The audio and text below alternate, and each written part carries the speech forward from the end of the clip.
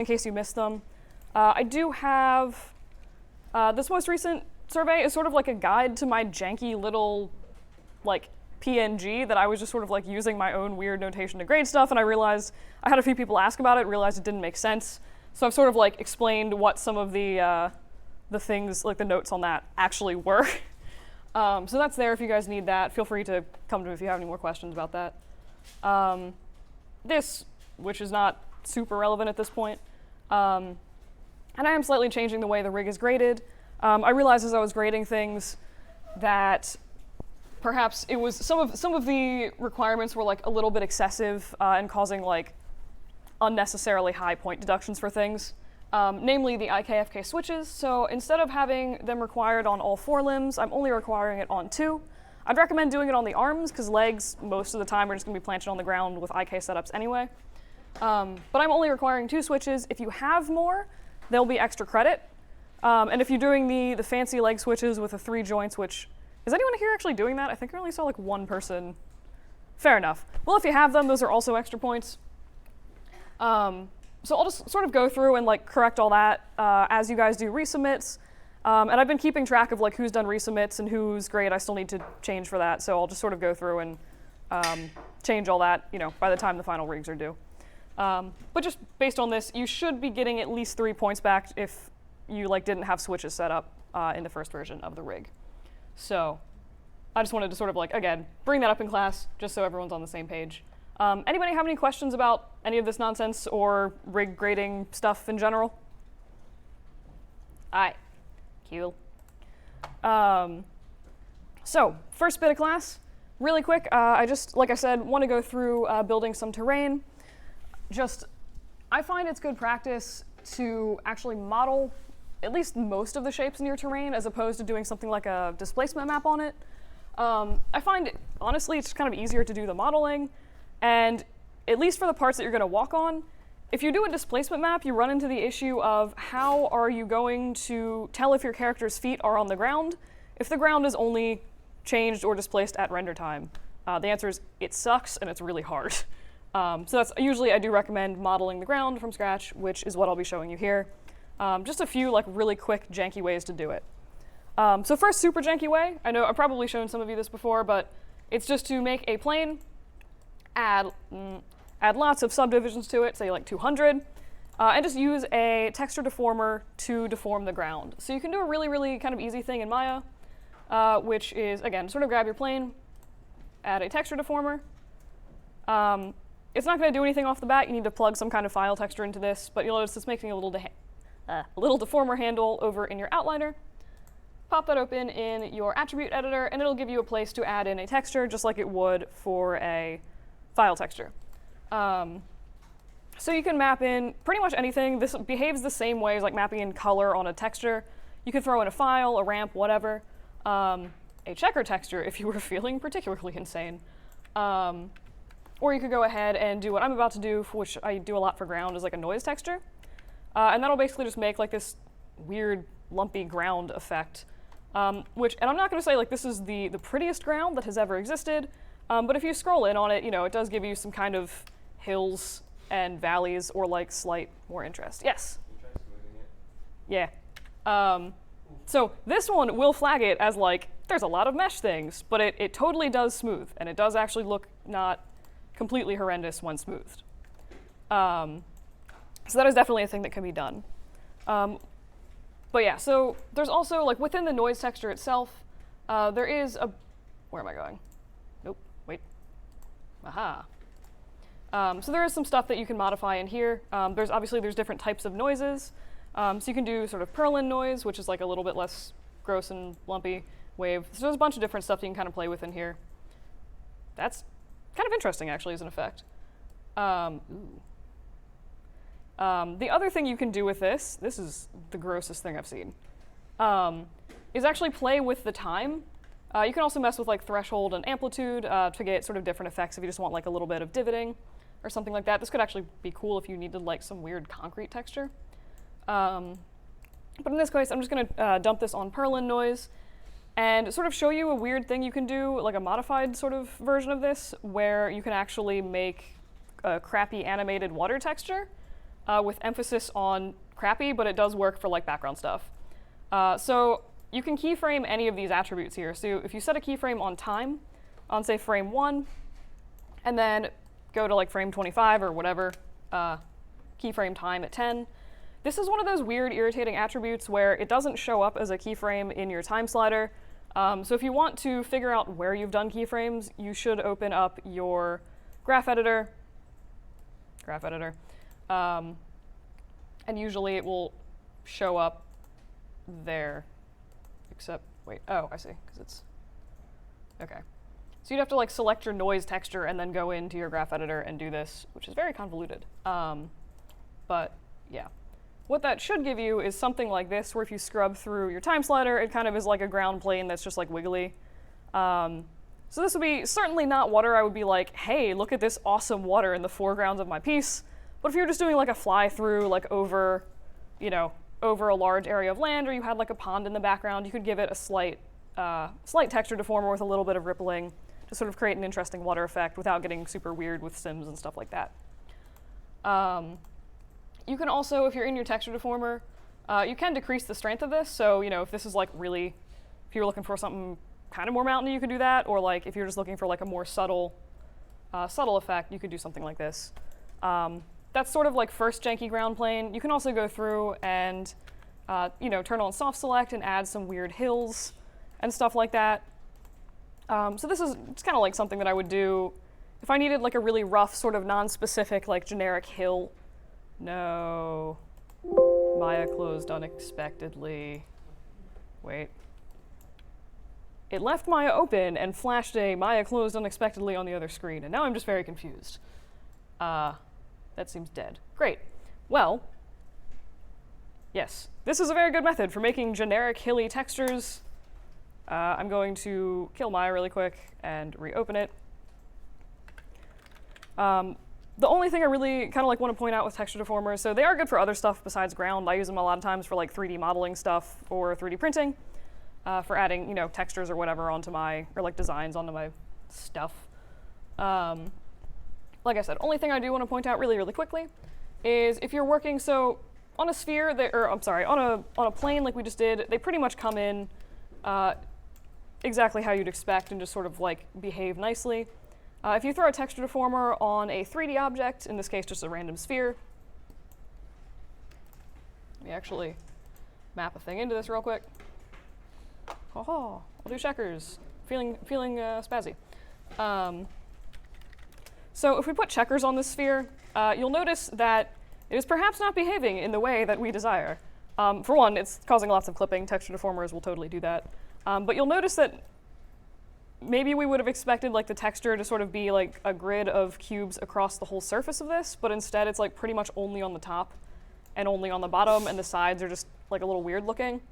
That's normal for texture deformers. By default, if you go into your texture deformer in your attribute editor, the direction of displacement, like where it's moving the geometry, is set to handle, which is basically usually we'll just move it along the y-axis of your object.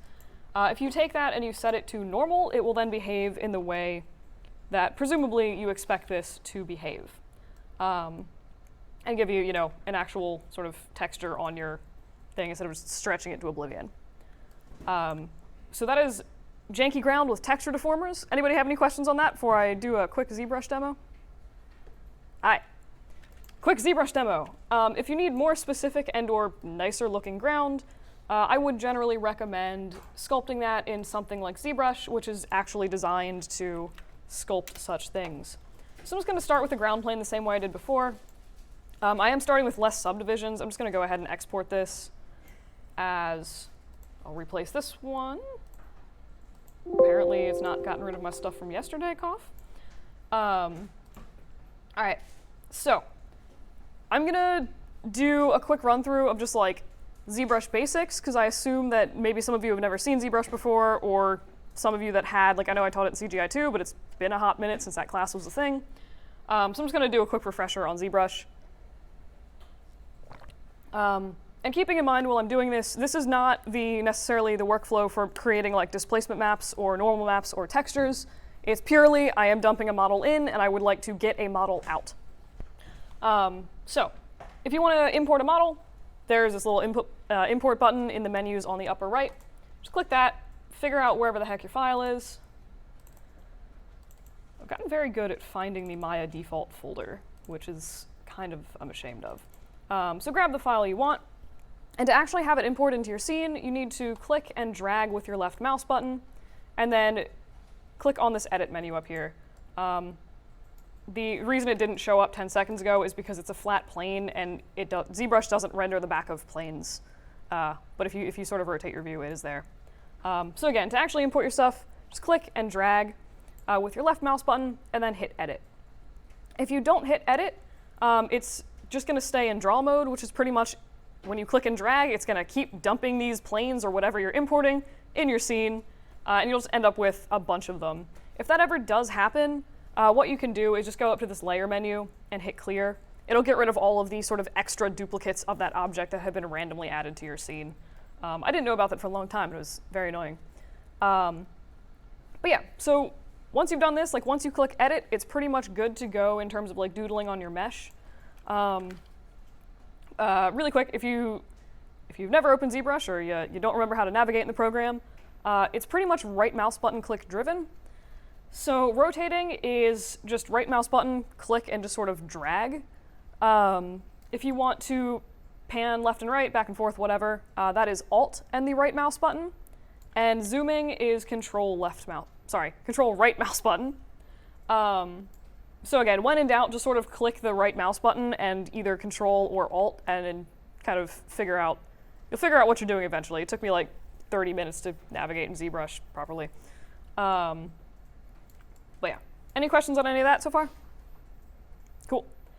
So this is not going to be a specific like how to sculpt ground, because I feel like a lot of it is just sort of like dependent on your needs. I am just going to go through and show you like a quick, some different stuff about like brushes, how to manipulate your geometry, and then again, how to export a mesh that's not like 5 bajillion polys, which will explode anything you put it into. So by default, like I said, we should be good to go to draw on our mesh. ZBrush starts you off with, there's like different brushes here. It starts you off with whatever the version of standard brush is. If you click on this menu, it'll open up and you'll see there's like a bunch of different other brushes. A lot of these honestly are really fun to sort of like click and play around. But before I get super into that, I do want to show you guys, so like you'll notice like if we doodle on this right now, it's really, really low resolution and it looks pretty crappy. There's not a lot here to actually give, good detail or good resolution to this piece. So that is, very fixable, and ZBrush is designed to work with high poly stuff. So what you want to do, you'll notice actually now that we have this mesh imported, there's a bunch more options on the side of like different menus. For some reason, to scroll in this, you just have to click with your left mouse button and drag up and down. Scroll wheels don't work. I don't know why. It's really weird. But like two things we'll kind of like touch on today. So the subtool palette is basically ZBrush's version of the outliner. So you can see like here we have the ground plane. If I had different random objects, they would also show up here as like different random objects. You can turn layers on and off. In this case, it's not really working because this is the only thing I have in my scene.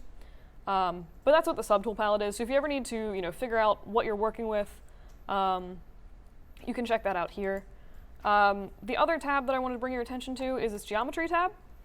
And usually what I use this for by default is either this divide, this adding more subdivisions to my geometry, or Dynamesh or Z-Remesher. I'll kind of get to those a little bit later or next week. So first thing we want to do, I just turned on the wireframe. Hotkey for that is Shift F. There's also a little button for line fill or poly fill down here. But you can click and divide your mesh. You will notice as I'm doing that, sometimes the wireframe is not great at updating divides. But you can also look at the sort of active points or total points up here. This is basically your poly count. So as I divide it, that should pretty much get multiplied by 4 every time we do this. And at some point, you'll notice, so if I draw on this, what am I doing? Ooh. What am I doing? Oh my god. All right, so if we draw on this, it's much smoother now. We have a lot more geometry to work with, hopefully. I would hope, because we have 160,000 polys in this. You can even divide this. I'm just going to go ahead and divide that like 2 more times. And you'll notice that now we're at 2.5 million polys. Don't freak out. Don't put that in Maya. ZBrush can handle it. But like I use ZBrush a lot, and I work on a laptop. It's a decent laptop. I don't know. It's not like the best. It's not the worst. But I take my stuff up to 11 million polys, and it is totally fine. So don't freak. Like if you need those extra subdivisions, don't be afraid to actually put them in there. Like I said, ZBrush can handle it. And if it can't, it'll yell at you and be like, if you do this, it'll exceed your memory limit. Then you can be like, okay, fine. So I'm just going to leave it at 2.5 polys. And again, you can see that we have a lot more resolution to work with. If we, you can zoom into this mesh, and it looks pretty smooth. Like you can sort of start seeing maybe some polys if you get really close to it, but for the most part, it is very, very smooth. So that's pretty much like dividing your geometry. If you need to, you can scrub back through your mesh. So you can always return to lower subdivision levels if you decide you want to work on them. For whatever reason, sometimes it's easier to smooth stuff. I'll come back to that again. But it's really, really nice because you pretty much always have those available to you as you're sculpting. Any questions on any of that? Sweet. So brush types. Standard brush is basically just sort of, if you think of like a brush, like the default brush in Photoshop, it's pretty much that, but it works in 3D. There's some different brush settings, so like draw size, obviously is going to make a larger brush. Focal shift is kind of ZBrush's equivalent of hardness. So you can make like really, really hard, like polka dot circles, or you can set it to be a very, very soft brush. Ooh, okay, that was actually weird. You can set it to be a very, very soft brush, which will give you just like softer, feathered, sort of like pimply brushes.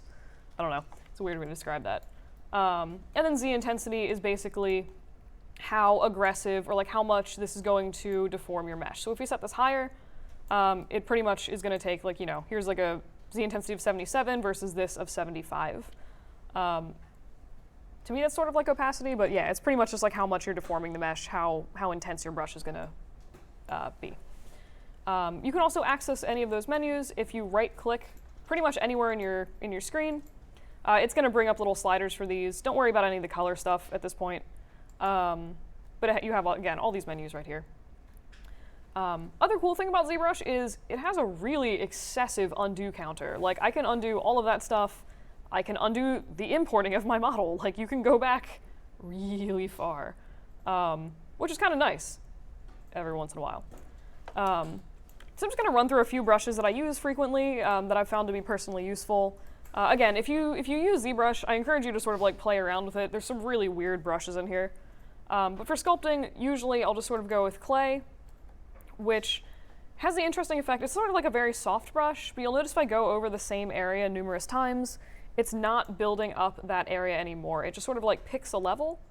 And as long as you don't release your mouse button and then sort of re-click, it'll just sort of make it like fills the same level. It's not going to like make a giant blob if you keep going over the same area, which is kind of cool. And you can also use this, to make, if you're trying to make some kind of like weird plateau or something like that, you can, just kind of use this in a way to like build up like an almost stair-steppy effect if you needed that. So that's clay brush. I don't know, kind of like that one. Clay tubes works in a really similar way. It's just instead of having that nice soft feathered edge, you have this extremely like harsh edge. But it does work the same way where you can go over the same area numerous times, and until you unclick and then re-click, it's not going to bring that up any higher.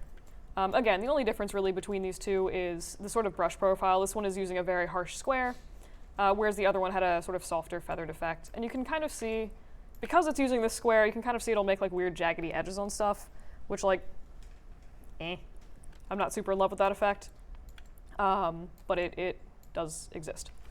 So other clay brush that I usually use is clay buildup, and this one basically has the same sort of like aggressive square profile as the clay tubes. It just, if you go over the same area, it will make a giant hellish blob in your piece, which is really good if you're looking to build geometry quickly. You will notice also that it does, if you're not really paying attention to what you're doing, have the ability to very, very quickly destroy and garble your mesh. So this is pretty much an example of like broken, exploded geometry in ZBrush, which you would want to fix before you would throw that into something like Maya. There's a few ways to fix that. So one, I mean, you could just undo it and sort of redo it until you don't blow up your geometry. My preferred method, if I like the shape I have, is to just sort of hit it with a smooth brush. And you can do that by, it'll automatically come up if you press and hold Shift. It'll toggle your brush to smooth brush as long as you're holding Shift. And that goes for pretty much any brush that you're using. So standard brush, press Shift, it'll smooth it. It's just really convenient. It'll sort of go through and again, just like help push some of that geometry back in place. Make sure that it's not clipping absurdly aggressively and basically just sort of round out any harsh edges that you have. So this actually looks still like a tiny bit maybe broken in here, but it's better than it was, sort of. And you can also use this if you wanted to go and like smooth out these sort of gross edges in here.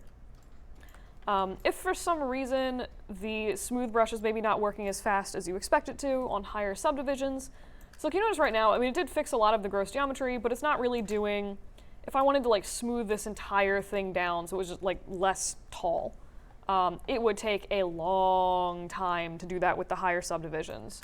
So what you can do in ZBrush, if you have fewer polygons or geometries, it will smooth faster. So if you go into your geometry tab over here, you can put a slider down to a lower subdivision level, and then when you smooth this, you'll notice it's making much faster changes to that geometry. So this can be really good, again, if you sort of are like working in a higher subdiv and then you're like, this is going to take forever to edit. You can always go back into the lower subdivisions and modify that. And you'll notice, like, as you do that, it's still, the higher subdivision levels retain that volume loss that you smoothed out in the lower subdivision levels. So it's a pretty efficient way to work. You might need to go in and sort of like clean up some of the higher divisions. There's like some little creases here and there that you can sort of tweak and fix.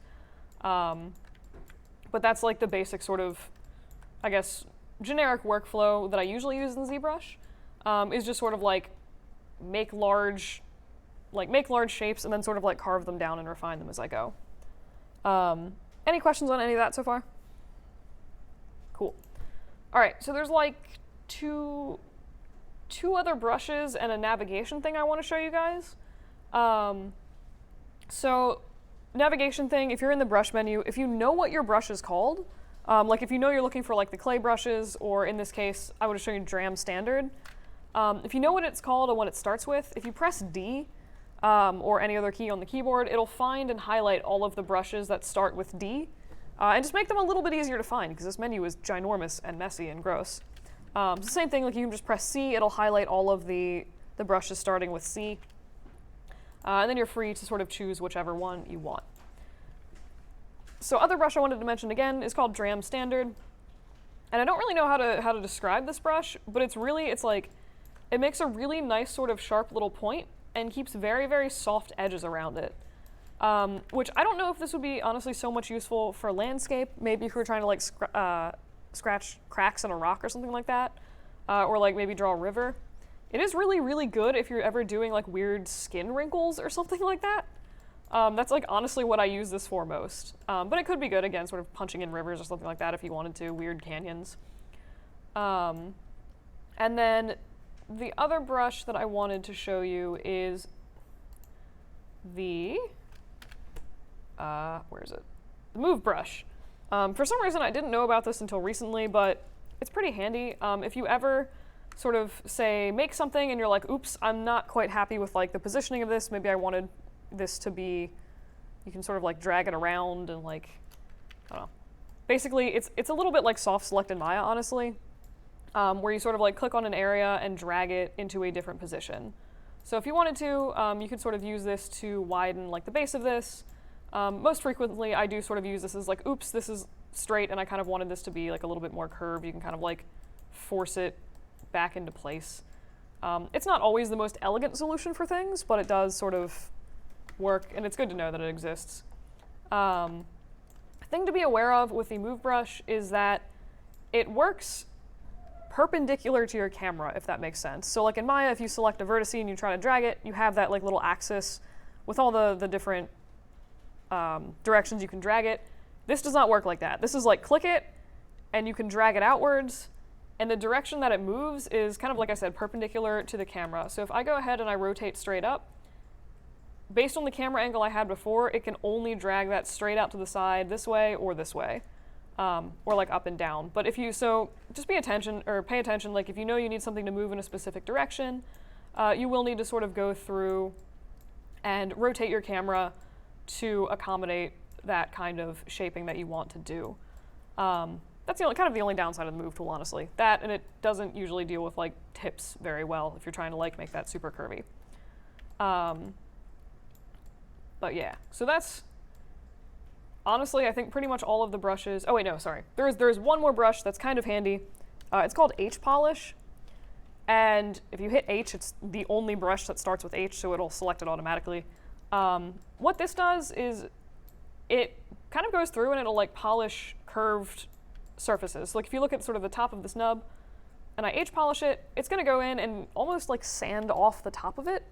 I don't really know a better way to describe that, but it is handy sometimes, again, if you're trying to make maybe sort of flat areas of land, or you can even make like hammered metal effects with it.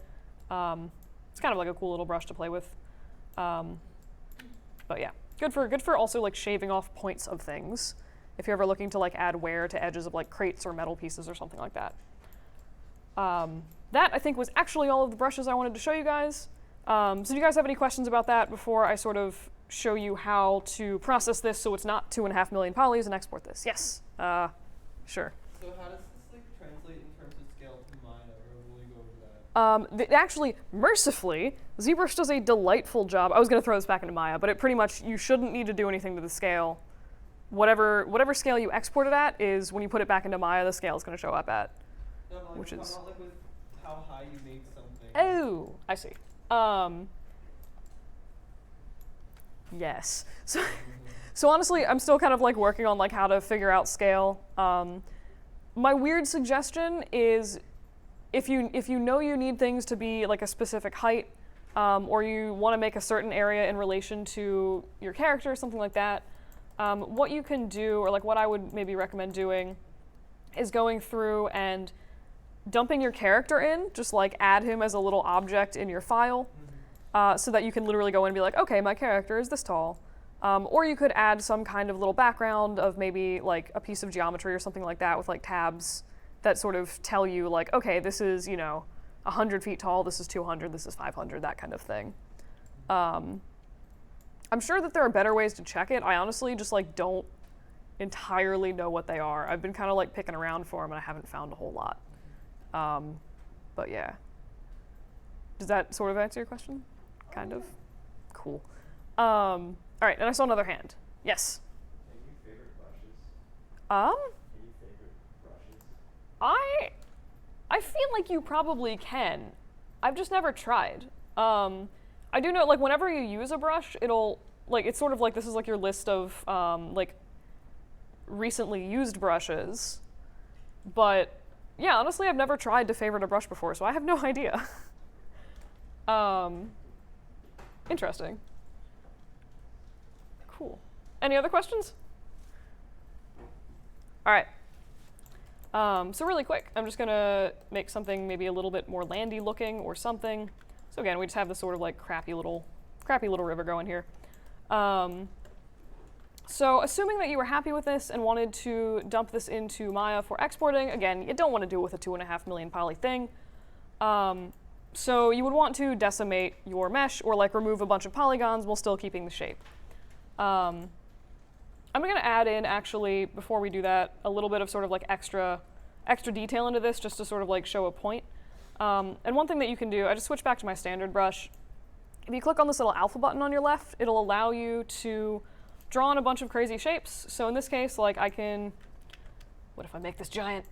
I can draw in this sort of like weird scrolly shape based on this image. You can add these weird little stars. I have never found a use for them. I don't know what they're for. They also have some weird presets for stuff like scales or like lumpy areas. So I'll just add these in here for like a weird demo thing really quick. You can also, if you need to, import your own alphas. It should actually be fairly straightforward. You just go into the alpha menu, click import, and then you'd want to find some, JPEG or PNG or whatever. Usually it'll be a black and white image. Basically is going to function like a texture deformer or a height map and allow you to make your own custom brushes. You can find these actually also online. So textures.com has like a crap ton of pre-made brushes for rocks. So if you go into like the ZBrush and Mudbox sculpting boxes, you'll see that again, there's like a lot of different options for different brushes. If you click on any of these, you can see like here's basically the little alpha that you would be importing into ZBrush. So they have like different, downloadable versions of this basically, but you can use this and it will literally stamp that delightful rock shape into your ZBrush sculpt, and it's super easy. Like I highly recommend. Sculpting rocks sucks. I highly recommend using rock brushes if you are looking to like quickly texture a quick cliff face or something like that. It'll make your life easier. Wow, a lot easier. You can literally just like go in and kind of stamp the brush a few times and like make a nice looking cliff. You can also make your own. They also have ones for like different scroll patterns, stuff like that. But yeah, so that exists if you need that. So, getting rid of extra geometry and getting this back into Maya. I highly recommend just sort of like saving your file, maybe saving a different version before you do this, just in case something goes horribly wrong and you need to like go back to your high poly sculpt. But what you want to do is use a Z plugin under the Z plugin menu. This should be installed with all of the versions of ZBrush. I've never seen ZBrush without this. But the one that you want is called Decimation Master. And I'm just going to go in and click on Preprocess Current. It's gonna take a few minutes. Not a few minutes, but it's going to take a minute because it's working on like a really high poly count. But basically what this does is it's going to go through and sort of adaptively or like in an intelligent way reduce the poly count so that areas of high detail, like these weird stamps that I put in, are going to have higher poly counts than like these areas over here where I've done literally no sculpting on. Every once in a while it does do a weird thing where it'll kind of like, if you're working on a plane, it'll sort of like delete parts of your plane, which is a little weird, but it's pretty easily fixable in Maya. But it does a nice job. So like this whole sculpt, I can probably get down to like 100,000 polys or like 200,000 polys for an entire ground plane.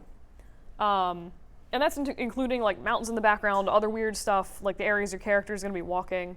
And that is something that I can't super speak to game engines, but like, 200,000 or 300,000 poly objects isn't going to cause a huge issue in Maya or at render time. If you have like 10 of them, that might be a problem. But, one of them and some characters and some other stuff should not do anything awful to your scene. So that's just sort of like, again, just processing up here. I probably should have put this maybe to like subdivision 5. This would have gone a little bit faster, but I didn't think of that. But yeah. So while that's loading, anybody have any questions about any of this so far? Cool. I like how it slowly gets faster at the end. But basically what it's doing now is just sort of, I'm not sure of the exact like what it's saving, but it's basically like processing your model and stashing information about it as like a temporary file on the computer so that you can make quicker changes to it later. So it seems to be done, which was weirdly fast. So if you go back into your Z plugin menu, you can now go in and actually start decimating your model. And the percentage of decimation, so it gives you an estimate of like how many polys that would be, but it gives you, I usually just work by the percentages. So this is saying 20% of decimation is going to be, it's going to keep 20% of this geometry, so 20%, when you do this operation, you're going to have 20% of this 2.5 million polys left. So if you go ahead, and I'll turn on my wireframe for this, and go ahead and just do the decimate current. It'll take a minute or two to process, and this is the bit where it kind of like sometimes deletes the edge of your planes if you're working with a plane. But you'll notice it's gone through, our poly count has decreased significantly, and you'll notice that, again, the areas that were totally flat and unsculpted have extremely minimal polys, whereas the sort of rounder areas have even fewer polys, or well, sorry, not fewer, but like sort of like a medium amount of polys, and then like this area is retaining the most detail for the mesh. So it's really, really good at holding the shape and dramatically reducing poly count. So in this case, I could even bump this down more. Let's try like 6%. And you can see like that's even way denser, or way less dense. We've gone down to under 200,000 polys. And if you look at this, from far away, you really can't notice a significant difference between this and the like really, really dense version. Obviously, if you zoom in really, really close, you can see maybe if it shows up on the projector, hopefully it does. You can kind of see a little bit of faceting here. Let me see if I can make that more obnoxious. You can see a little bit of faceting here. But this is something, I mean, unless you're really like pushing really close into the top of this area here, or, you know, pushing really, really close to the side of this riverbed or something like that, I would honestly say that like that's pretty reasonable to use as terrain. It all just does sort of depend on how close you plan to get for this. So like riverbed I'd say is good. This maybe could use a few more polys, but like and you'll notice that again, this is going to be a little bit faster to smooth than it would previously because there are fewer polys in it.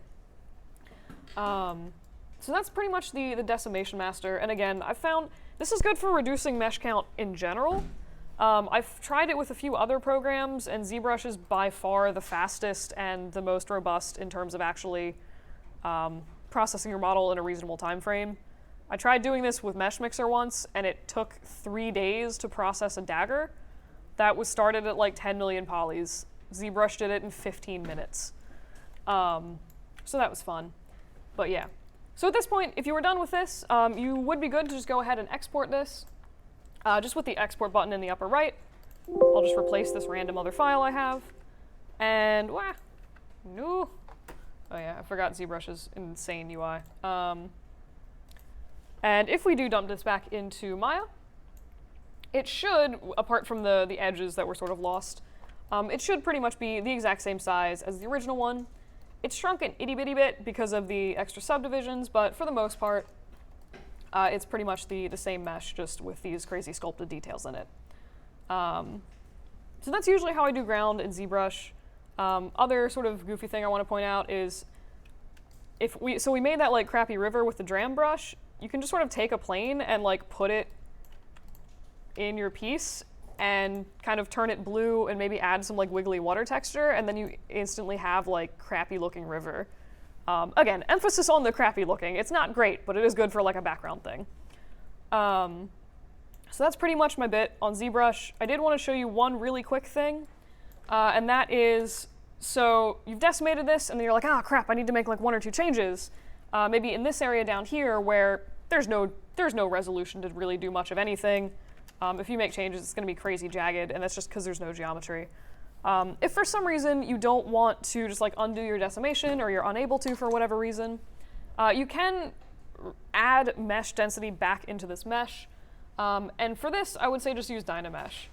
So still under this geometry tab on the right, I'm just going to show you sort of what this will do on the default settings. So Dynamesh at a resolution of 128, just click the Dynamesh button. In this case, my settings were pretty janky, and it's gone through. It's not really preserved a lot of detail, but what it does is it basically is just like slaps a random grid of quads onto your model, so that it tries to sort of keep things even, so that now at least you have some resolution back here that you can continue working in. Obviously, in that case, it was way too low and like destroyed all the other detail, which like probably you want to keep in there. So if that's the case, you would just want to take your resolution and bump that up a little bit. It'll take a few more seconds to sort of process that, but it should go over and replace all of your stuff on your mesh and sort of do a better job. You can see like, you know, this detail has been retained, and now you actually have resolution if you do want to go back and like add some more detail in here. From there, again, it's done some weird stuff. You might want to go in and sort of like smooth some of this out. Not really sure what happened there, but at that point you could go back in and go into your Z plugin and just decimate this again and re-export it. But that's just sort of like quick and dirty. Like, again, if you don't have the history to your object, it's not like the greatest thing ever. But yeah, that's pretty much my weird bit on terrain and ZBrush. Anybody have any questions on that? Cool. Actually, so Yes. because it takes away part of the plane, Wait, yes. like over there, Mhm. how would you add that back? So if I was in Maya, honestly, I'd probably just go through, like, I don't know why it does that, honestly. But I'd probably just go through and extrude another loop, and just sort of snap that to the edge, to each edge of the ground plane, and just sort of rebuild those corners if you need them. The other option is, depending on how you're intending on using your scene, you might literally never even see that corner, right? So like if you're just sort of like looking mostly in this area, you could just leave that empty. But that is one of the things where it's like, it's not too bad to just sort of like redo that in Maya. So that's usually what I do if I care about those corners, sort of like restretch your plane back out. Yeah. Does that answer your question? Cool. Any other questions? All right. So on to rigging. Yes. Now I just like want to keep playing with this, and I honestly don't know why. All right.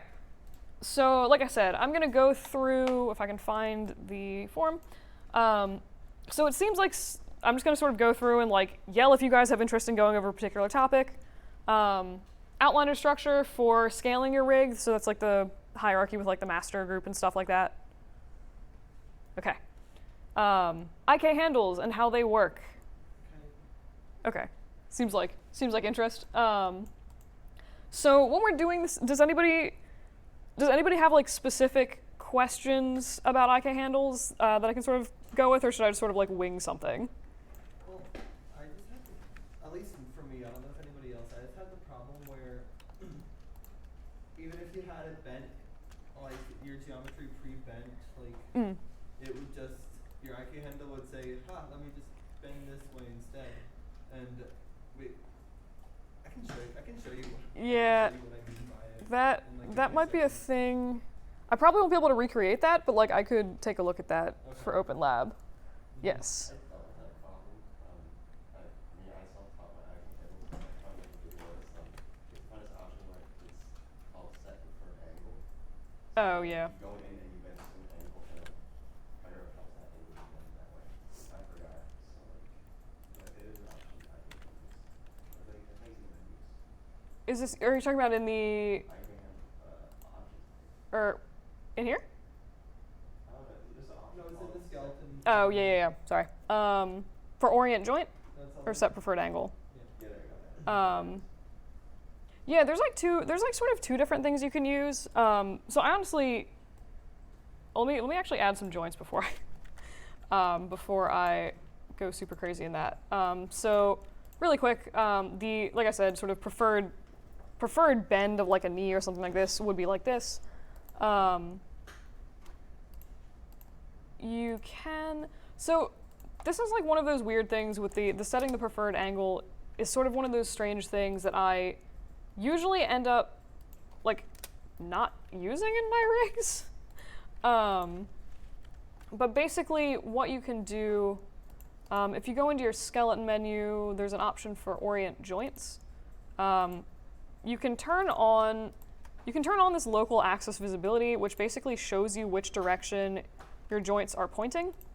So you can see here in this case, like the Y is pretty much pointing from one joint to the one below it, it seems like for the most part, except the one on the end. Those are usually a little bit weird because there's nothing for it to point to. It doesn't really know what it's doing. And then you can see, like, if you're looking at the Y, like this one's pointing straight up, this one's pointing backwards, and then this one's pointing forwards. So one thing you can do is go through and sort of select all of your joints, and go through, and this is one of those options where I usually just sort of click on things until it looks the way I want. But you should be able to sort of go through and sort of change the orientation of your joints. So like in this case, secondary axis here and here was set to Y. Didn't really do anything, so I set it to Z. And what it did is it went, so X is still pretty much the same, pointing from one joint to the other. In this case, Y is pointing towards the back of the skeleton in a more uniform way. Again, except this end joint chain, those are always just kind of insane and weird. So that's one way you can sort of change the orientation of your joints. I did it in the first few rigs I made, and then I found that like not doing it didn't cause many problems, so I just sort of like didn't do that for the most part. There is the other thing which you mentioned, which is like the set preferred angle, which honestly I don't know if I've ever actually used this tool. But like, it's supposed to do a thing. What did you? Learning on the fly. I remember trying to select, so I select the joint, Mm-hmm. and I rotate it a certain way, and then I press, like that, to show like the angle, and then I press set for joint or something like that. Okay. So you're saying you did like, you literally just rotated it like this. Yeah, and then click apply, and when you bend the icon angle, it should bend that way. Oh. Okay. That might be cool. Okay. With the bottom joint, it bends the leg should bend. Yeah. So let me try to make a deliberately broken icon, because that would be delightful. And I feel like I should have seen this before, but for some reason haven't. Yeah, so let me try setting up an IK handle in this really quick. And so, okay, so if we set up this, it should, bend forward, which is like probably what we'd expect. So if you wanted this to bend a different, say again? If you wanted this to bend the other way. Right, or like this way or something like that. Then you would just do apply. I assume I should also move the joint back. Or will that explode it? Okay, moving the joint back seems to not do anything. What? Perhaps, okay, what if I do? I'm gonna give this like 2 more seconds, and if it doesn't do a thing, I'm going to look into this later, because that seems like a delightful thing that would fix many problems for people. So try rotating one at a time. So top joint rotated, the middle joint rotated. Yeah, that probably makes more sense. I probably also should have selected like hierarchy or something weird. Maybe. I'll try that. And you are supposed to unrotate the joints? Unrotate, It seems like you should. unrotate. Seems like you should. I mean, Yeah.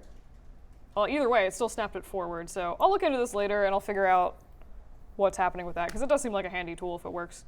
Cool. Anywho, but yes, I kind of lost my train of thought. All right. But yeah, so I guess one thing that I did notice people were having issues with for IK handles was sort of like different leg setups for their characters. So the sort of ideal setup is something like all right, is if you're looking at it something kind of like this or like this, where you have a very, very clear bend going whatever direction you want your IK handle to bend. And then if you look at this from the front, all the joints are completely straight. Straight down, straight on one sort of axis. This is going to make pretty much like should make at least the easiest bending IK handles that don't flip out and do crazy stuff. It starts getting a little bit weirder, like depending kind of on the design of your robot.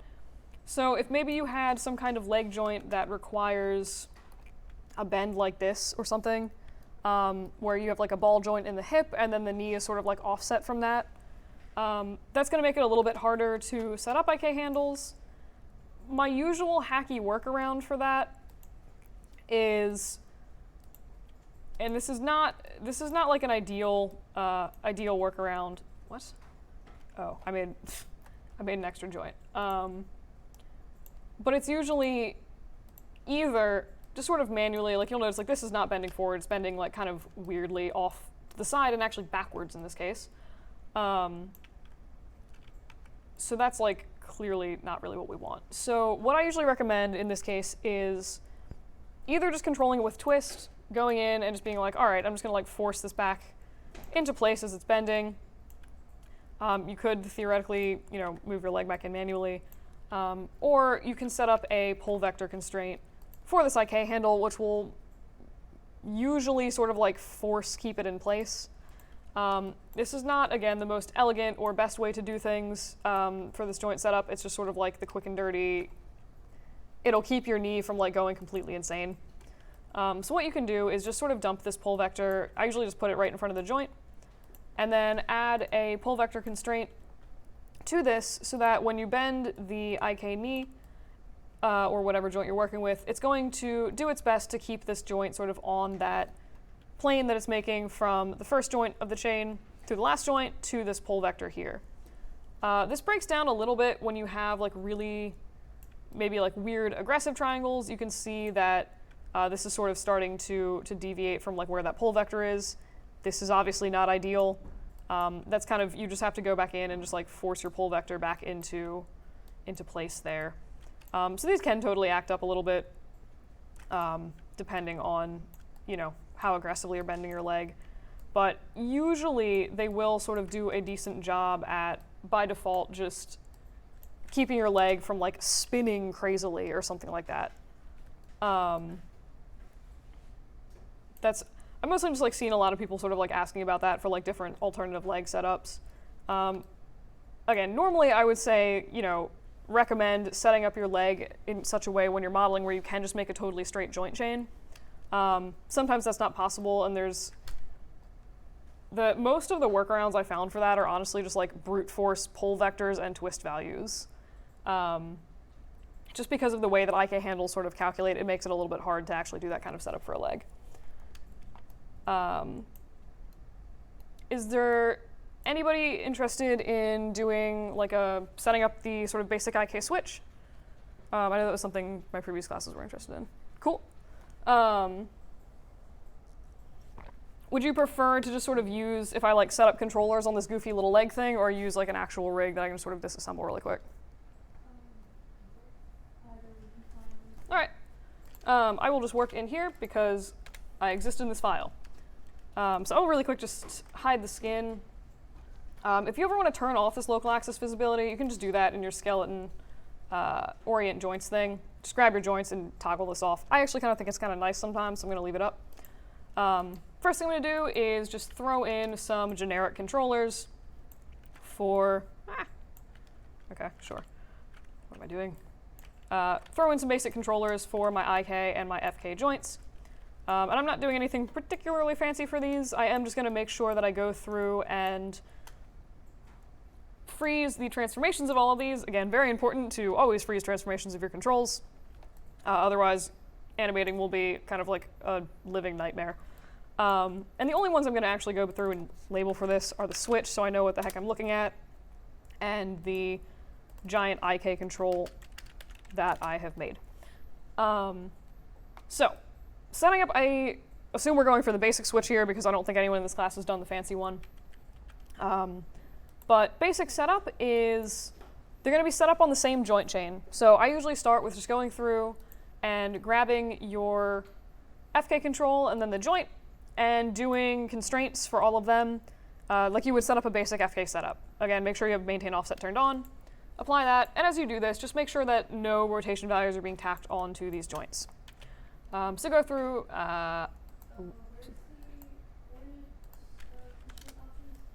if you go into constrain, that should be in either the rigging or the animating menu. It shows up in both. Orient, and then just open the little tool settings. Mostly, I just sort of leave these as default with only paying attention to maintain offset, unless for some reason I only need to attach like one axis for a constraint. But yeah, so just go through and kind of go through and do that for all of the joints, ankle included, and that should be pretty much a basic FK setup. If I bend this, I love the way this looks. It's so ridiculous, but this is totally not working the way that I want it to. Anyone take a guess at why? Cool. Yes. Yeah, I almost always forget to do this with FK setups because I'm a dingus, but yeah, so FK setups depend entirely on how your controls are parented or attached together, and in this case, all of these unlabeled FK controls are not attached together at all. They're just individual random controls floating in my scene. So what I want to happen is if I move the hip, it should take the knee and the rest of the leg with it. In this case, it's not really what's happening. So what is happening is the joints are separating from these controllers, and they're also they have the orient constraints on them. So like if I rotate this controller, it's going to rotate that joint. It's just not centered in the joint, so it's very awkward and like weird to deal with. So what you need to do to fix this is basically just grab the ankle, parent under the knee under whatever this upper leg thing is. And you should see like now they're nested in the outliner. If I move this upper joint, it should take the rest of the leg with it, and everything stays properly attached together and it behaves like a delightful little leg. So that's basic FK setup. Anyone have questions about that? Cool. IK setup is pretty much standard IK setup. You just make a IK handle on the same joints we've been using. You'll notice it'll bend the joints the same way it did before. So I'm just going to go ahead and attach the constraint to that. Grab the control and the IK handle. And IK handles really only need point constraints. They don't really do anything for rotation of anything. So again, just make sure you have maintain offset turned on. Go ahead and hit apply. And this little controller should move the IK handle around. You'll also notice that usually at this point, if you try to bend your IK handles, one of two things happens. Either they don't work, which is what's happening here, or they break and they make your leg snap around. Usually, I've found that if they break stuff at this point, that's kind of fine, and it'll fix itself by the time the rest of your leg is set up. That's been my experience. I'm sure at some point someone will prove me wrong with that. But that seems to be the experience that other people have been having too, where they finish setting things up and then it just sort of like magically unbreaks. So there's a few more things that we want for the IK setup in this case. One is we want to be able to control the twist. Ooh, hello. The twist of this IK handle, basically control the knee position. So we need to make a custom attribute on that because we never really want to be selecting the handle itself when we're animating. So go into your edit menu, select your control, go into your edit menu, do add attribute. And in this case, we're just going to call this little thing twist. And this we want to basically just be an open value, allowing decimals with no minimum and maximum. We want to be able to set it to whatever we need it to. So I'm just going to leave this as a float. And again, no minimum and maximum values here. Go ahead and add that. Should show up over here. And then you are going to go into Windows, General Editors, Connection Editor, which is kind of like my favorite thing with rigging ever. And we are going to hook up the new attribute that we just made to the IK handle twist attribute that already exists. So just make sure that when you load this in, the IK control is loaded on the left side. If it's not, just go ahead with your control selected and do reload left. And we want to load our IK handle on the right side. If you're ever confused about like which side should whatever you're selecting be on, think of it as I am like this whole menu is just basically copying values from one thing and pasting that into a value for something else. So basically take this, you can see it sort of on this little like from to thing here. So I want to take a value from thing A, in this case the control, and paste that into a value from thing B, in this case the IK handle. So go ahead and pretty much just click on the attribute that you want to have copied, and then click on, in this case, twist, the other attribute you want it to be pasted into. It should be hooked up now. You notice like as soon as we click this, the little twist handle here has this little yellow sort of bar next to it signifying that like, hey, this value is hooked up and being controlled remotely by something else. So we should be able, if we go into the twist of this little twist control in the IK handle that we added, to control the bending of the knee. And again, so this is right now a value of 29.1. If we go into the IK handle, twist here is also 29.1. This is literally like direct, whatever number is in this box is going to show up in the other box. Does that make sense? Cool. So that is, I think I've mentioned this before, but like having these little, either a twist or a pull vector control is a requirement for your rigs. You need to be able to control which way your legs are flipping.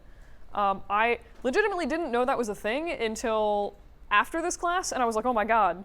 I was fighting not being able to control the twist of my IK handles my entire animation. It was driving me nuts. I was very mad that this was just like existed. All right, so that's pretty much the basic setup between for the individual IK and FK. All you need now is to actually hook these up together. To do that, we need an attribute, another custom attribute, which is just going to be a switch attribute. And I usually dump that on a separate controller. It doesn't really matter super where you put it. It's just sort of force of habit for me. So grab this little switch control I made, go edit, add attribute, and this one I'm going to call switch. And I want this to be a float, and in this case, I'm going to set the minimum of 0 and the maximum of 1. I'm basically going to use this as a toggle. So turning something from one state to another, it doesn't really need to be some crazy value below 0 or above 1. And actually, having a value above 1 can break things very aggressively, which actually, you know what, I'm going to show you that for grins. So we have this lovely switch. Can't go below 0, but it can very much go above 1. Hooking that up is going to be basically if you look in your IK handle, there's this little attribute for IK blend. When that's set to 1, this leg should be behaving as an IK setup. If you set that to 0, it's going to behave as FK. So basically the IK handle's there, it's not really doing anything. You can see it's like working as an FK leg. If we leave the FK leg bent and toggle through that IK blend, don't do this to me. I know you can do better than this. It should, theoretically, toggle very nicely between the IK and the FK setups. In this case, for some reason, it's not doing that, and I don't know why. Oh, actually, I maybe know why. So there's a weird hack for, if you guys have ever been like working with an IK setup, and you've noticed like whenever you go back and you zero your controller out, or you like do Control Z, your controller moves, but your IK handle just stays where it was before. I don't really know a better way to describe that, but there's apparently a very easy fix for that seems to be working. And that is, in this case, don't constrain the handle, the IK handle itself. Put the IK handle in a group, label it something logical, and then instead of attaching, again, the controller directly to the IK handle, constrain it to this group itself. So again, just normal point constraint. Great. It'll still move the IK handle like it normally would, because it's moving this group, and then this handle is parented under it, so it should move at the same time. I'm curious to see if this magically... Oh my god, it does! That's so stupid. But you can see now, when I actually scrub between the IK blend, it's doing the nice thing where it like interpolates properly, and you get like a really, really nice blend between the IK and the FK legs. Which is even working now that I rotate the rest of the joints. So I stumbled across this stupid like put the handle in a group fix on like a random document about rigging that's like 40 pages long, but it totally works. So if you're ever having troubles with your IK handles, it does seem like throwing it in a group and constraining the group pretty much fixes most of those problems. Again, I don't know why, but it works, and I will take that. So that's the attribute that we want to basically be attached to this switch, so that, again, we can control it remotely. You don't want to be going to your IK handle when you're animating to do whatever it is that you're doing. So if we just go back into our connection editor here, we want to hook up some different stuff. So we have the IK control in the left side. In this case, we want the switch. And then we want the IK handle in the right side, which was apparently already there. So grab the switch attribute, figure out wherever the heck the IK blend attribute is, apparently right here, and click it, and it should just automatically hook that up for you so that you are able to, with this little remote switch, control the IK blending of this leg. Does that make sense? Cool. One thing I do want to point out, so at a value of 1, it behaves exactly like you would expect it to, where the leg just sort of follows the IK handle. The reason that you want to put the cap on in this particular case is if you set this to values higher than 1, bad things happen. So there's an easy way to sort of cap that if you didn't do that originally. You can't change the type of attributes, like you couldn't change that to an integer or something like that, but you can go back in and add caps on your values remotely. And I guess actually now that I think of it, there's sort of 2 ways to do that.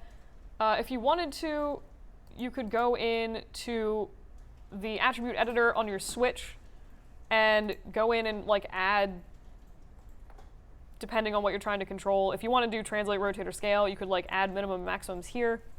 In this case, what I think makes more sense is to just go in and do edit attribute. It'll pull up this, and any attributes that you've added as custom things, it'll show up here. Just click on the one you want to modify, add has maximum, and enter a value for that. Go ahead and close it, and it should cap that as a value of 1. If you try to enter, 55, it's going to be like, no, 1. So that should be more or less a functional switch. There is one or two other things that you want to do to this to make this sort of more user-friendly in general. Really quick, I am just going to hook up the leg skins to this, and I'll just do selected joints with no maintain influence maximum of 1. Yay. Buttons. Oh. I did notice a weird thing the other day where if you try to skin an object that's parented, like this one is parented to this, it'll just bind both of them at the same time to the same joint, which in this case is not what I want.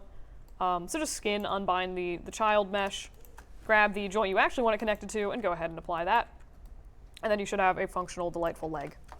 I do want to go over, again, sort of two more goofy things. And one is going to be if there is some kind of foot on this.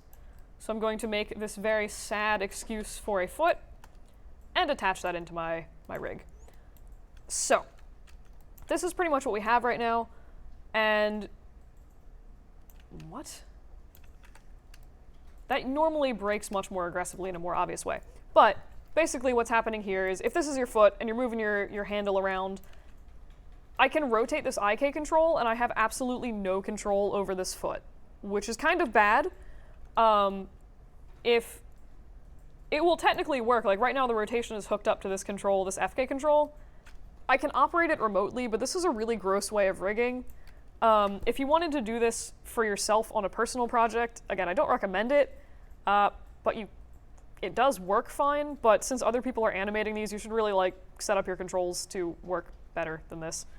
So what you'd want to do is two things. Make sure that the IK handle can control the rotation of the foot, and also ensure that the switch follows the foot, so it's pretty much just in the same position at all times.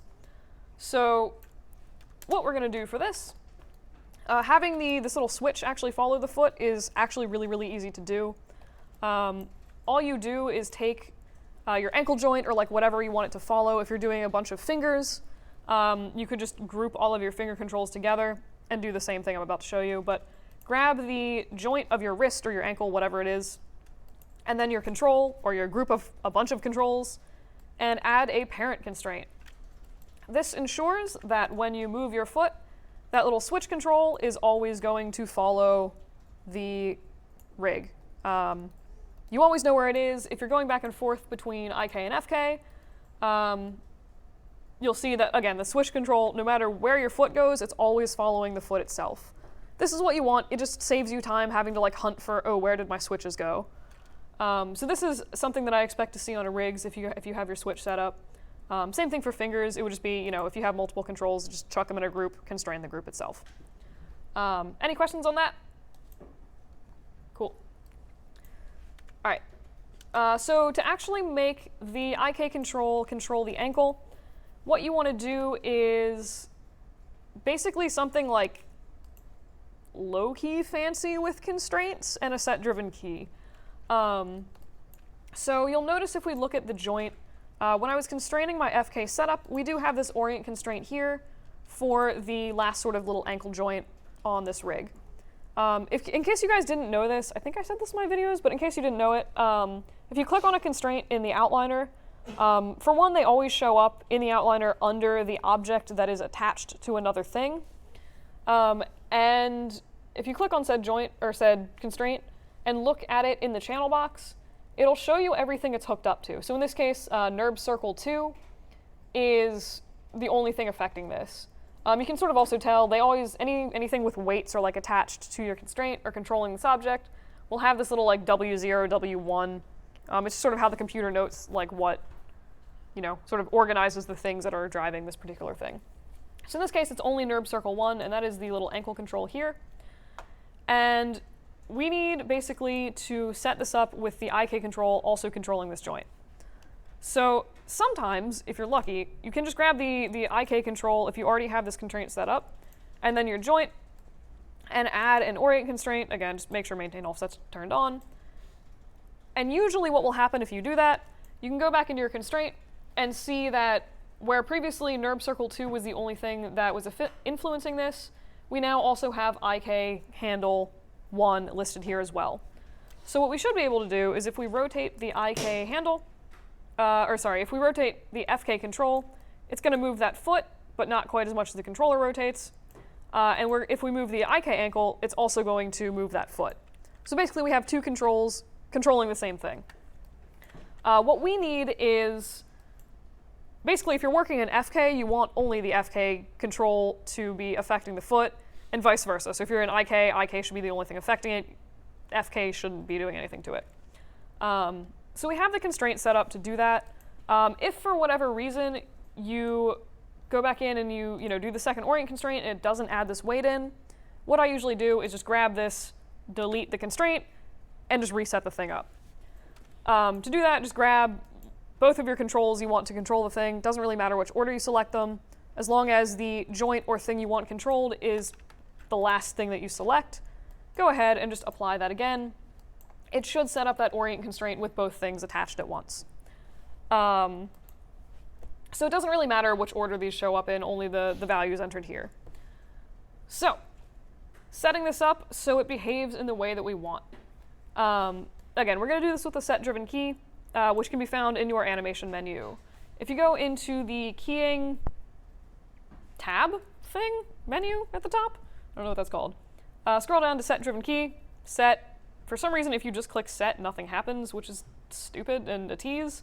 You do have to open the tool settings for this window to pop up. Basically, what a set-driven key is it's kind of like hooking something up in the connection editor like we did for the twist and the IK blend on the IK handle, but it allows you to control multiple things at once and not necessarily do a straight copy and paste. If this value is 10, then this value is also 10. So it allows you a little bit more control and to sort of like procedurally animate some of your stuff. So what we're going to do is basically when this switch value is 1 or set to IK, we are going to modify the weights of this joint so that the constraint does what it wants. So that the constraint does what we want it to. So grab your switch and add that as a driver. The driver is basically the thing that's going to control everything else. And then take the constraint itself on that last little wrist joint and load that in as a driven. This kind of functions the same way as the connection editor, where like you just click a thing, and if it's selected blue, it's going to be keyed when you hit key or like modified. So as you're doing this, this is pretty much like setting a keyframe, so you need to go through and just like make sure all the values are correct before you do this. So in this case, what we want is the IK control to, when in IK mode, have full influence over this joint, and the NURBS circle FK control will not do anything.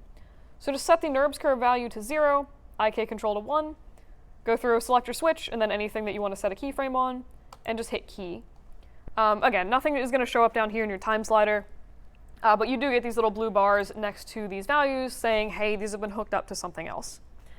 So for this to actually do anything, we need to set another value with a change of state for this. So I'm going to go ahead and set my switch value back to 0. And then I need to go in and go into my constraint again. Anything that was previously 1, set it to 0. And anything that was previously 0, set it to 1. So basically IK control is nothing, and FK control is the only thing affecting the constraint at this point. Go ahead and key that again. And you should be done at this point, theoretically. So what we should have is, right now this is FK control, and you'll notice that like the FK controller is moving this foot entirely. If I go in and I try to rotate the IK controller, nothing happens. That's exactly what we want. If we go in and we set our switch to 1, you'll notice that in this case the IK controller is controlling all the rotation of the leg, and the FK controller is doing nothing. So it's just like a really, really clean, easy way to sort of modify the foot rotations of your joint without needing to go in and sort of like manually mess with remote controls and like trying to figure out where all of your other stuff is. Controls just like lost floating in your scene are always like irritating to me. So again, this is pretty much the final switch that we have, where you'll notice again the rotation of the ankle sort of follows between both of these controls, and you get really nice toggling between the values of this leg. That's pretty much setting up the basic IK-FK switch. Does anybody have any questions on that? Cool. I find these kind of cathartic to set up, which I feel like says something ridiculous about my personality. All right, so we did that. I assume nobody wants to see the fancy switch, but does anybody want to see a fancy switch setup? Okay. IK foot controls for the heel rolls and all that stuff. Cool. For the record, if you do have IK handles on your feet, which I presume that probably most people do, this is a requirement for the rig. Again, only if you have IK handles on your feet. Animating without this is the worst thing ever. I had some people in my other class do it, and they're like, for the walk, and they're like, oh my god, I see why you made that a requirement. This was terrible without it. When you say IK handles on the feet, do you mean like as opposed to just not having any on the legs at all, or yeah. if they're say around the ankle or something? So if your legs are set up, if your legs are set up with only an IK handle driving the entire leg, you should have some kind of foot control on it. Okay. And if you have a switch where you have IK and FK control, your IK functionality should have also that foot control. Okay. Is everyone clear, like when I say foot control, like what I mean by that? Because it's, all right. It should be more explicit. Yes. Yeah. So this, in case anyone was curious, this was video 10 in the video 10, the very long video, in the series. But I will show you, I have them set up on my robot caricature, so I will show you that really quick. Do we have any need for this random switch? Can I get rid of it? I'll take those, yes. All right, death. All right, so foot controls would be this. So if our leg is like set up for IK right now, we have, really, did I not? That's awkward. So foot controls is this. So like you have these like heel roll attributes, you know, heel rub out. You can add whichever ones of these you want, but you should have some way to like bend the ball of your foot like this with your foot planted on the ground. If you happen to have like a little joint at the toe, you would also want to set that up, and pretty much just like a bunch of these attributes. But basically what this allows you to do is as your character is walking, you'll notice that IK foot is staying very, very firmly planted on the ground. So this allows you to do like really, really easy sort of like walking, like rolling motions of the foot without having to counter key against the motion of your leg, if that makes any sense at all. So basically if you don't have these set up, you're gonna have to do something like really, really bizarre, which is basically like, okay, I want to rotate the foot, but I'm just going to set some crappy keyframes on this. Like I need to rotate this foot up, except to do that and have it not look like it's sliding, I'm going to have to like physically translate the entire leg to do that. And I've actually done that very well there, which I've never done well before. And then like you would have to manually control the toe with an FK control and just do a bunch more weird stuff, like when the toe comes off the ground, you'd have to go through and like sort of key that manually and like force that back into place. And it's really, really hard to have like an FK leg where you bend the leg like this and then have FK controls on the foot itself. It's one of those things I can't explain to you why it's super hard, but if you animate it, it'll be really obvious why it sucks to do.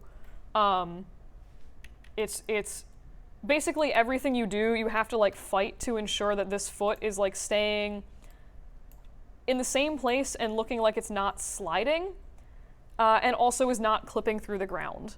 Whereas this leg, you already have this stuff set up, so pretty much all you need to do is, what am I selecting? all you really need to do is, again, just like key these values and you know that your foot is going to stay planted on the ground. Like as long as you're not physically translating this forward, you get super, super easy control over, oh yes, I forgot to hook that up on this one. I thought I updated that.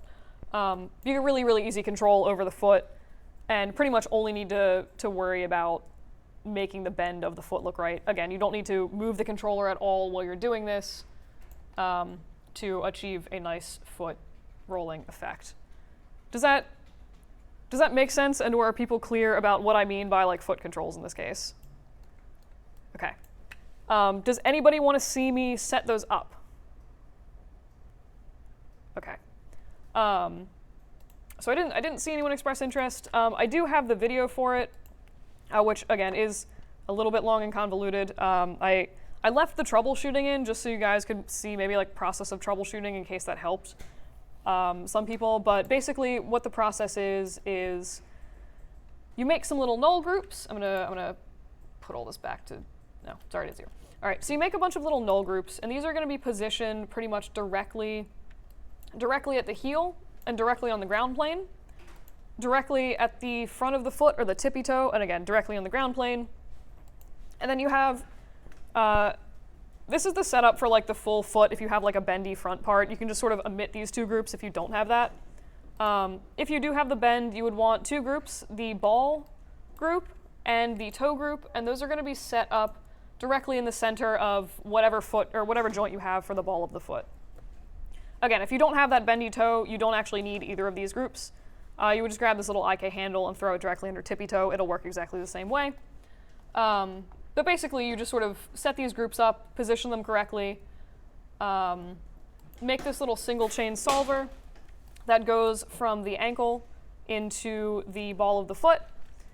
And you would also want to constrain the leg itself, the IK handle on the leg to this ball group, or if you don't have a ball group, the tippy toe group, and just sort of attach things, the rotation of these joints with the connection editor. You can see as I scroll through, they're sort of attached to different values. So like basically for tippy toe, for like the toe rub out or rotating side to side, I hooked up rotation Y to that with the connection editor. So these are honestly usually fairly straightforward to set up. For some reason, the one time I tried to do it in a video was like the one time I had issues with it. Does anybody want to see the full thing where I like set this up live, or just watch the videos? Fair enough. All right. So I think that was like pretty much all the major stuff that people sort of flagged in wanting to do rigging. Does anybody else have any other sort of like questions you guys want to do? Yeah. So if I figure out how to do the separate angle method. Wait, say again? When I figured out how to do the separate angle. Oh, yes. Yeah, you started on. I might actually look at that. It was really easy. It's like not even like 2 minutes. All right.